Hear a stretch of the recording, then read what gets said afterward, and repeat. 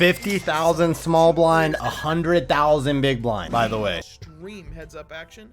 Well, the answer is 16 points. In the poker world, billionaire and richest man in Dallas, Andy Beal, is famous for having taken on a syndicate of poker pros known as the Corporation in a series of ultra-high stakes heads-up poker games between 2001 and 2006.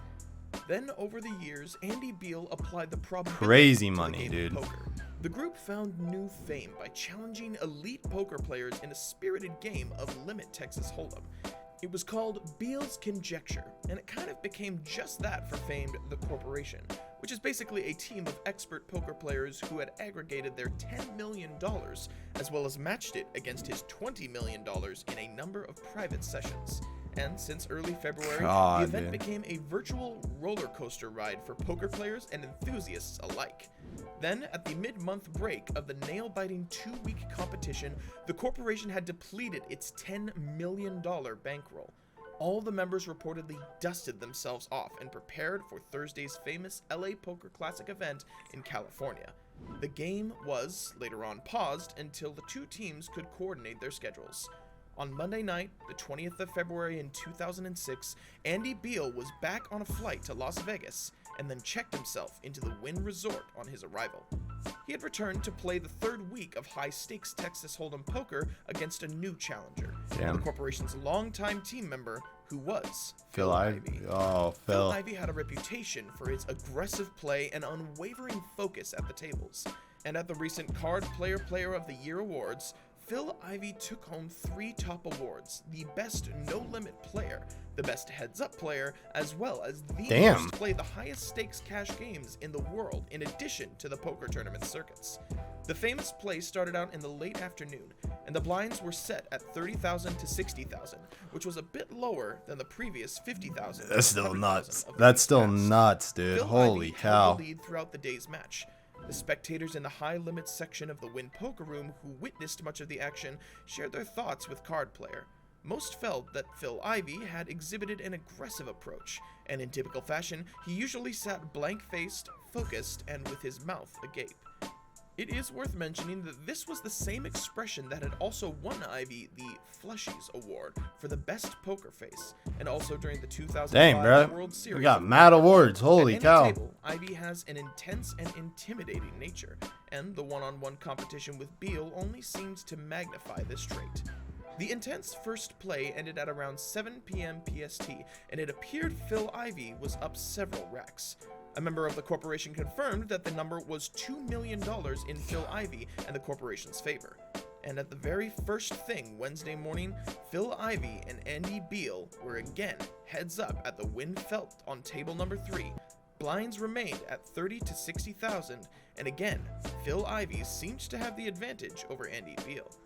Then, in only less than 8 hours of heightened competition, poker player Ivey ended the day with another monetary gain of $4.6 million. Just a light 4.6 in a day, dude. Phil Ivey and Andy Beal left the poker room table together while conversing amongst themselves.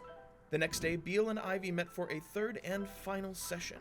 At the long end of the table, Ivey was in seat 2 with his back against the wall.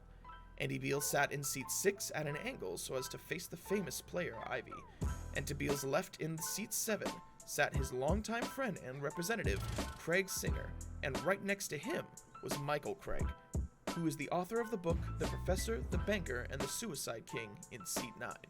The two players discussed the possibility of raising the stakes while the witnesses remained silent, and it took only moments for Ivey and Beal to come to an agreement, and the blinds would indeed be raised. Oh god, I don't know if I'm ready for it. What are the blinds going to be? Yo, take a guess down in the comments. I'm going 100,000, 200,000? The original level, around $30,000 to $60,000, increasing the limits to $50,000 to $100,000. Okay. A little ambitious. Then, at around noon, the poker players or 75, 150. And Craig Singer told that Andy Beal had developed a reserved curiosity over the media's need to share the details regarding the private high-stakes matches. Back in Texas, Singer had printed out the latest article and placed it on Beal's desk for his reveal. And then suddenly, the break was over, and Singer was due to return to his seat. He informed us Beal was up almost $2 million.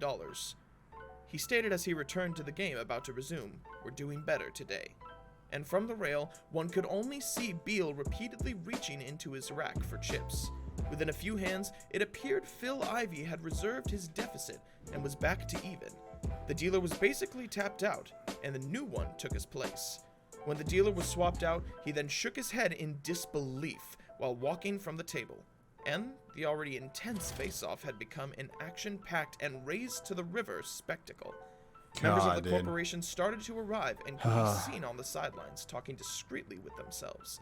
And at this point, they were careful to keep a respectful distance from the table so as not to distract players. It was just a bit after 1 p.m. when both of the players suddenly rose to shake hands.